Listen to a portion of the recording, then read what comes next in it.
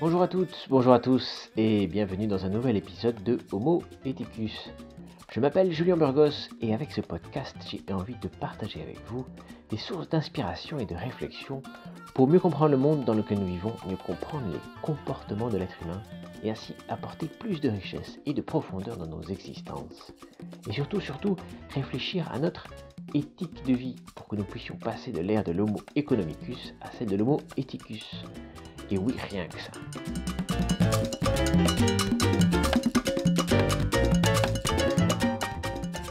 Alors, un des meilleurs endroits pour trouver des sources d'inspiration sur Internet, c'est la plateforme de conférences TED, TED.com, où on peut trouver un nombre incroyable de très bonnes conférences sur les sujets les plus variés, et surtout qui sont de courte durée, pas plus de 20 minutes, donc facile à voir.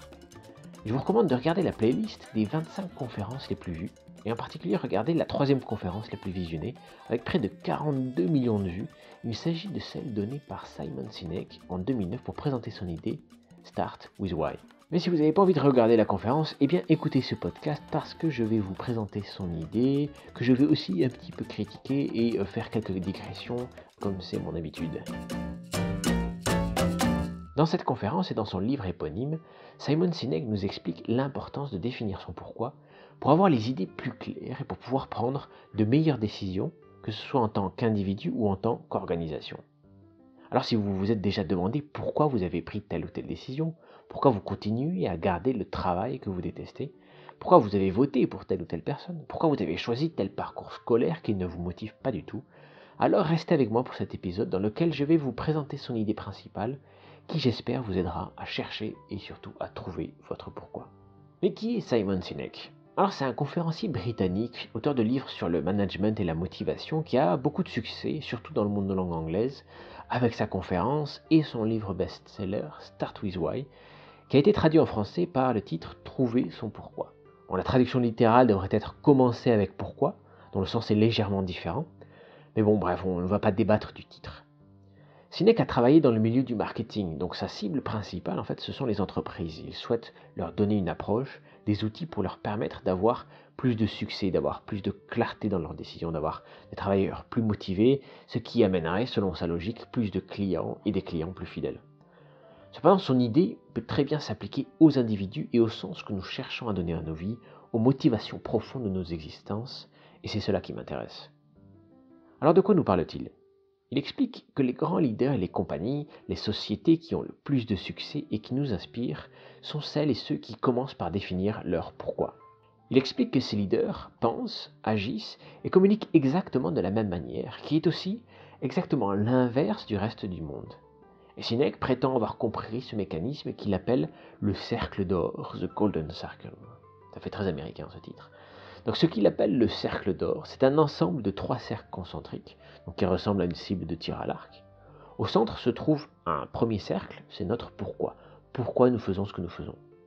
Puis un autre cercle entoure le pourquoi, il s'agit du comment. Comment nous accomplissons notre pourquoi. Et enfin, un dernier cercle entoure les 2 autres, il s'agit du quoi. Qu'est-ce que nous faisons. Et donc Sinek explique que de manière générale, les personnes ou les entreprises qui n'ont pas clarifié leur pourquoi ont la même manière de communiquer, en partant du plus facile vers le plus flou, c'est-à-dire du quoi, du cercle extérieur, parce qu'en général, tout le monde peut expliquer ce qu'ils font, puis ils finissent par un vague pourquoi pas très inspirant. Alors que les leaders qui nous inspirent communiquent exactement à l'inverse. Ils partent d'abord de leur raison d'être, de leur motivation première, de leurs valeurs, plutôt que de se lancer tête perdue dans le quoi et le comment. Alors tout le monde peut répondre à la question « qu'est-ce que je fais ?» Par exemple, un boulanger dirait « je fais du pain ». D'autres, mais pas tous, peuvent répondre à la question « comment ?» Le comment, ça peut être la manière, les techniques pour faire, mais c'est surtout l'approche. Par exemple, faire du pain avec des produits sains et qui respectent l'environnement. Et le pourquoi, c'est la motivation profonde. Si on se pose la question du pourquoi, donc la réponse qui vient le plus vite, c'est pourquoi tu fais ça? Pour l'argent, quoi. Mais Sinek explique que cela, ce n'est que le résultat. Le pourquoi, c'est la raison, la motivation profonde qui nous pousse à faire ce que l'on fait. Autrement dit, pourquoi vous vous levez le matin? Qu'est-ce qui vous motive? Reprenons l'exemple du boulanger. Celui qui commence en parlant à partir de son quoi pourrait vendre son pain de cette manière. Nous cuisinons un pain délicieux avec des produits de qualité pour le plaisir de nos clients. Alors que celui qui commence par parler à partir de son pourquoi pourrait dire ceci. nous voulons apporter plus de plaisir dans la vie de nos clients en utilisant les meilleurs produits pour fabriquer un pain délicieux. Je ne sais pas vous, mais moi je sens la nuance qu'il y a entre les deux. Non, celui qui commence par dire « j'ai envie de t'apporter du plaisir », il m'intéresse beaucoup plus, j'ai envie de lui acheter du pain. Donc ce que vous dites en premier, c'est le plus important. Et pour nous convaincre, Sinek prend plusieurs exemples, dont Apple et Martin Luther King, car ce sont des exemples clairs que tout le monde comprend. Commençons par Apple, et sachez que je ne les porte pas dans mon cœur, je ne touche aucune commission sur la vente de leurs produits, ils n'ont pas besoin de moi pour cela. Bref, Sinek nous explique que si Apple a autant de succès, c'est parce que leurs clients s'identifient à la marque Apple et aux idées qui y sont associées, et qui est résumé dans leur slogan « Think Different », penser différemment. Apple, c'est la marque des gens branchés qui n'achètent que du Apple ou presque. Aucune autre compagnie informatique n'a généré un tel attachement. Sinek prend le contre-exemple de Dell, qui a tenté d'investir dans le monde de la téléphonie portable, mais personne ne s'attache à Dell. Ils n'ont aucun branding, aucune image ou spécificité à laquelle on pourrait se reconnaître ou s'identifier. Donc ils n'ont eu aucun succès dans le monde de la téléphonie. Apple est tellement sûr de l'attachement de ses clients à ce que l'on pourrait appeler sa philosophie ou ses valeurs, encore que bien sûr parler d'une philosophie dans une entreprise me semble être un blasphème absolu, pour la philosophie bien entendu. Bref, ils sont tellement sûrs d'eux-mêmes qu'ils n'ont pas peur d'être créatifs, cela fait partie de leur ADN. Alors regardez, non, Apple est tellement fort qu'ils arrivent à nous faire croire qu'une entreprise peut avoir un ADN, ce qui est absurde. Est tellement fort qu'ils ont augmenté le prix de leur dernier iPhone à plus de 1200 €. Une absurdité sans nom, mais les clients qui vénèrent Apple et qui s'identifient de manière presque fusionnelle à la marque n'ont peut-être aucun mal à cracher cette somme, tellement ils se reconnaissent dans Apple. Sauf que les derniers résultats d'Apple, publiés maintenant en janvier 2019, montrent que leur approche est peut-être allée trop loin. Sinek insiste que les clients n'achètent pas les produits d'Apple pour faire plaisir à Apple, bien entendu, mais parce qu'Apple leur donne du plaisir, leur procure une grande satisfaction. Alors de mon point de vue, c'est une satisfaction superficielle car basée sur des produits matériels. Mais Apple procure un sentiment d'appartenance, un peu comme une religion. Essayez de convaincre un fan d'Apple d'utiliser un produit d'un concurrent et vous verrez qu'on est presque dans l'idéologie. À mes yeux, ils sont manipulés par le marketing extrêmement puissant de la marque, mais c'est une question compliquée qui prendrait du temps à répondre et on en parlera peut-être dans un autre épisode dans lequel on traitera de Edward Bernays qui est considéré comme le penseur de la propagande et donc de la publicité. Bref, Apple est si fort parce qu'ils ont su créer une culture, qu'ils ont un ADN, des valeurs, une philosophie, appelez ça comme vous voulez. Autrement dit, ils ont un pourquoi dans lequel leurs clients se reconnaissent et leur restent fidèles, à tel point que le créateur de Apple, Steve Jobs, est presque vénéré comme une icône planétaire. Bien sûr, Sinek n'aborde pas le fait qu'Apple fait fabriquer ses téléphones par des sous-traitants qui ont peu de respect pour les conditions de travail de leurs employés. En ce sens, il n'y a pas de think different. Donc, Sinek explique que l'objectif de toute entreprise devrait être d'avoir des clients qui ont les mêmes valeurs que l'entreprise. En fait, on pourrait reformuler en disant que le client doit croire que l'entreprise a les mêmes valeurs que nous. Tout est une question de propagande. Cependant, on ne peut nier le fait qu'Apple a une position très particulière comparée à ses concurrents, qui ont parfois de meilleurs produits, mais pas de raison, pas de pourquoi qui soient clairement définis et auxquels nous pourrions les identifier. Il continue en faisant un parallèle avec notre cerveau. Alors attention, on va faire un peu de neurobiologie, juste quelques secondes. Donc, notre cerveau a deux parties principales, le néocortex et le système limbique. Le néocortex, c'est le lieu de la raison, de la pensée analytique, du langage. C'est la partie du cerveau qui fait de nous des sapiens, car notre néocortex est bien plus complexe que celui d'autres primates et qu'il représente 80% du poids de notre cerveau. Pour Sinek, le néocortex correspond à la question « quoi ?» Et l'autre partie, c'est le cerveau limbique ou système limbique, encore appelé cerveau émotionnel car il est le siège des émotions, des comportements, des prises de décision et qui n'a aucune capacité pour le langage. Donc, lorsqu'on communique d'abord par la logique, les personnes peuvent comprendre des idées complexes, mais cela ne va pas entraîner nécessairement de prise de décision ou des changements de comportement. Si vous voulez changer quelque chose en profondeur, il faut jouer sur les émotions, sur le pourquoi. C'est la raison pour laquelle il est presque inutile de chercher à changer les comportements des individus avec des raisonnements rationnels.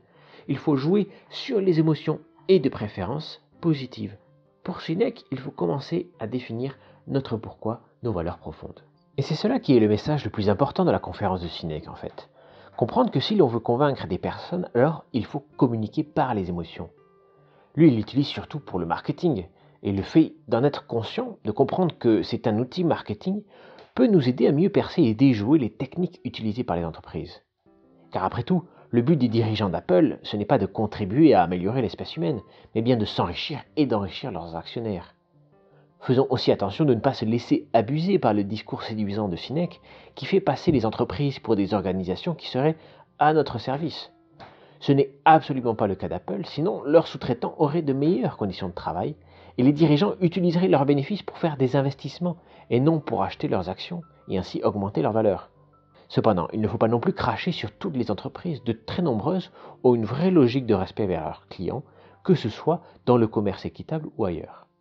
Alors revenons au contenu de la conférence. Il continue avec l'exemple de Martin Luther King et il se pose la question de savoir pourquoi les gens ont suivi Martin Luther King. Il explique que le pasteur n'était pas le seul leader charismatique à cette époque. Alors pourquoi 250 000 personnes ont fait une marche pour se retrouver à Washington sans l'aide de Facebook ou d'autres réseaux sociaux pour communiquer? Sinek explique que c'est parce qu'il croyait ce que Martin Luther King croyait. D'ailleurs, il parlait souvent en disant « I believe », je crois. Et les gens s'identifient à cela et pas à un discours rationnel qui vous présente les méfaits de telle ou telle chose. Bon, Sinek simplifie un peu la réalité. Le pasteur King était loin d'être seul. Il était entouré de plusieurs organisations et ce sont ces organisations et leurs réseaux qui ont appelé à la marche de Washington. King n'était qu'une des personnes qui a fait un discours lors de cette marche, lors de ce mouvement. Mais il est vrai que c'est le discours de King qui est resté dans les mémoires et que c'était lui le principal leader à ce moment-là. Cependant, quelques années plus tard, King était très seul lorsqu'il adopta un discours beaucoup plus radical pour dénoncer le capitalisme comme la cause de la misère des Noirs et des Blancs. À ce moment, peu de personnes l'écoutaient encore. Les gens ne croyaient plus ce que King croyait et ils n'ont pas été convaincus par les arguments qu'il utilisait. Sinek ne parle pas de cela d'ailleurs. Bref, on voit que les gens votent ou suivent des leaders, pas parce qu'ils sont convaincus rationnellement par leurs idées, ou très peu, mais surtout parce qu'ils croient ce que cette personne croit, parce qu'ils partagent la même croyance, les mêmes valeurs. Et ce qui est essentiel à comprendre, c'est qu'ils le suivent pour eux-mêmes, pour être en accord avec eux-mêmes, car cette personne, le leader, touche une corde sensible en eux, qui résonne et qui les emporte. Nous suivons un leader pour les croyances qu'il communique par ses émotions vers nos émotions. Nous le suivons pour nous-mêmes parce que cet acte nous remplit de la plus grande satisfaction. Et Sinek nous rappelle que le discours de King était « I have a dream » et pas « I have a plan ». C'est bien d'avoir un plan, c'est mieux d'avoir une vision puissante. Regardez Macron, il a préparé son programme présidentiel dans les derniers moments de la campagne, sur un coin de table. Bon, j'exagère. Mais rien à voir avec Hamon, par exemple, qui a passé des années là-dessus. Pourtant, Hamon, il ne fait pas rêver. D'ailleurs, il est significatif qu'il ait choisi comme slogan pour sa campagne « Faire battre le cœur de la France ». Souvent d'ailleurs on insiste sur ce qui nous manque pour justement essayer de convaincre cela, et Hamon a insisté sur le cœur. Peut-être qu'il a mis du cœur dans son slogan parce qu'il sait que c'est son point faible. A l'inverse, les Brexiteurs ou Trump ont gagné parce qu'ils avaient une vision très forte. Elle est complètement erronée, en tout cas c'est ce que je crois, mais c'est cela qui leur a permis de gagner. Et ce n'est pas avec des arguments rationnels que l'on inversera la tendance, mais avec un discours qui est une vision pour l'avenir qui soit puissante et qui sorte des émotions, qui sorte des tripes, et qui soit connecté aux émotions des personnes. Et d'ailleurs, c'est ce que beaucoup demandent, d'avoir une vision pour la France, autre que l'augmentation de la croissance. Regardez Macron ou Mélenchon, quand ils parlent, on sent que cela sort des tripes, qu'ils parlent avec leurs émotions. Bien sûr, ils font attention à leur langage, à leurs idées, mais c'est presque secondaire. Mais une personne avec des idées peut-être plus pertinentes, mais sans émotion, n'attire pas autant de gens. Regardez Hamon ou Lionel Jospin. Le danger, bien entendu, c'est de trop jouer sur les émotions, car elles ne sont pas bonnes conseillères. Et les personnes ne font plus attention aux paroles, au raisonnement, mais uniquement aux émotions propagées par le discours, par le leader, avec les résultats assez désastreux que l'on connaît, Brexit et Trump. Donc il faut garder un équilibre complexe entre émotion et raisonnement. Comme on l'a vu avec l'exemple de Martin Luther King, son discours « I have a dream » a marché parce qu'il entrait en résonance avec la vision des 250 000 personnes présentes pendant la marche de Washington, mais aussi de nombreuses autres personnes. Par contre, son discours sur le capitalisme était lui beaucoup trop révolutionnaire dans une société américaine qui était en plein début de la guerre du Vietnam et donc il a été rejeté. Donc ce n'est pas uniquement la personnalité qui compte, mais la vision que vous avez qui entre en résonance avec la vision d'autres personnes. Revenons à Simon Sinek. Il nous explique que les entreprises ou les personnes qui ont un pourquoi très clair, bien identifié, ont plus de succès dans leur action, dans leurs entreprises. Cette technique peut aussi très bien donc s'appliquer à nous en tant qu'individus, pour nous aider à définir une mission dans la vie, pour clarifier le sens de notre existence, puisque cette question, le sens de la vie, revient très souvent. On se demande à quoi ça sert de travailler pendant toute sa vie. Quel est notre but sur cette planète? Sommes-nous juste de passage sans laisser aucune trace, juste là pour travailler, dormir et essayer de trouver quelques instants de plaisir dans les médiocres divertissements qui nous sont proposés?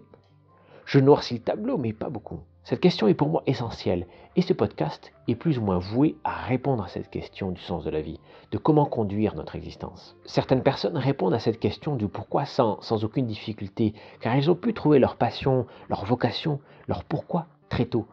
Mais ce n'est pas le cas de la grande majorité, qui cherchent souvent à trouver leur voie, comme l'atteste le succès des livres de développement personnel. D'autre part, Sinek, dans un autre entretien, nous rappelle une chose importante, à savoir qu'un pourquoi puissant vient de ce que l'on peut apporter aux autres, pas de ce que l'on veut obtenir. Plutôt que de toujours vouloir recevoir, il faut apprendre à donner, à être généreux. Et pour être honnête, c'est un sacré défi pour moi. J'ai souvent été dans une position d'attente de recevoir quelque chose. Et je comprends maintenant que c'est dans les occasions où je donne que je me sens le plus accompli. Pensez à comment vous donnez de l'amour à votre compagne ou compagnon, comment vous donnez votre amitié, sans rien attendre en retour, car sinon ce n'est pas de l'amitié. Ce sont dans ces moments-là que nous nous sentons le plus heureux. Et donc c'est ce genre de satisfaction qu'il faut essayer de trouver en cherchant son pourquoi, et un pourquoi qui sont un don que l'on fait aux autres, le don de nos qualités, de nos talents, de nos capacités. Prenez l'exemple d'un serveur ou d'une serveuse dans un bar. Nous donnons un pourboire à ceux qui nous font nous sentir spécial, qui donnent de même de leur attention pour nous faire sentir bien. Bien sûr, ils se sont entraînés, mais instinctivement, nous sentons ceux qui se forcent à le faire, par entraînement, et ceux qui le font par plaisir, parce qu'ils aiment le contact avec les autres. Est-ce que ça veut dire qu'il faut exiger que les employés éprouvent du plaisir dans leur travail? Bien sûr que non, et Sinek insiste que c'est la responsabilité de l'employeur de créer un environnement de travail, une mission qui soit motivante. Alors bien évidemment, il y a des millions de personnes qui se lèvent chaque matin sans aucune motivation pour aller travailler, sans aucun espoir de changement et qui travaillent pour des entreprises, des usines ou des supermarchés qui n'ont aucun intérêt à améliorer les conditions des travailleurs. Au contraire, elles les exploitent sans aucun état d'âme. Et les documentaires sur les conditions de travail, que ce soit chez Lidl ou Amazon, montrent cela. Ainsi, l'idée de Sinek peut sembler complètement déconnectée de la réalité, ou alors c'est uniquement un outil pour que les entreprises développent une stratégie marketing encore plus puissante afin de vendre de plus en plus, afin de développer leur image, leur marque. Cependant, il y a aussi des entreprises qui se considèrent comme étant vraiment au service de leurs clients. Je pense que cette approche, utilisée avec les bonnes intentions, peut être très utile, surtout pour les PME, pour les aider à développer une stratégie qui ait plus de chances de durer et qui respecte certaines valeurs essentielles. Sinek donne l'exemple de ces entreprises créées par le grand-père ou l'arrière-grand-père et qui se transmettent de génération en génération, mais dont le pourquoi, qui était représenté à l'époque par le fondateur, n'a pas été transmis, et l'entreprise perd alors son identité et décline peu à peu. D'autre part, un pourquoi qui soit fort nous donne une certitude dans les moments de doute, de crise.